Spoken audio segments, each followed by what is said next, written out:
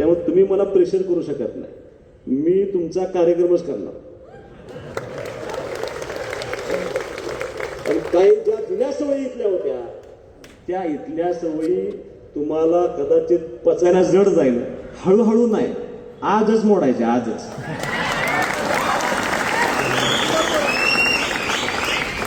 कुणाचं मांडलिक कधी घेऊन तर मिळते. तुम्हाला पगार जो मिळतोय ना तो तुम्हाला शासनाचा पगार मिळतोय आणि या विटेतल्या तमाम लोकांची सेवा करण्यासाठी तुम्हाला पगार मिळतोय. कुणाच्या एका कुटुंबाची सेवा करायला तुम्हाला पगार मिळत नाही.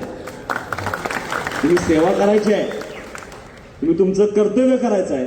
ते या विटे शहरातल्या सामान्य नागरिकांसाठी कर्तव्य करायचं, ह्याचं बाण ठेवून काम करायचं. कारण प्रचाराला जात असताना अनेक लोकांनी सांगितले घरकुलातले पैसे घेतल्यावर सुद्धा महाभाग आहेत काहीतरी या ठिकाणी नगरपालिकेत. इथंपर्यंत ठीक होतं, शौचालयाचे पैसे पण घेतले. आता ह्याच्यापेक्षा खाली उतरू नका आणि ते चालणार नाही. इथून पुढं एक जरी तक्रार आली तर त्या तक्रारीचा उहापोह केला जाईल आणि संबंधित कर्मचाऱ्याला, संबंधित अधिकाऱ्याला त्याची शिक्षा मिळेल.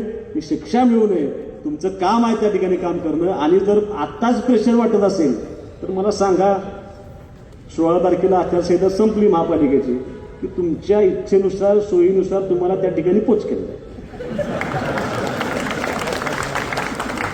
म्हणजे मी फक्त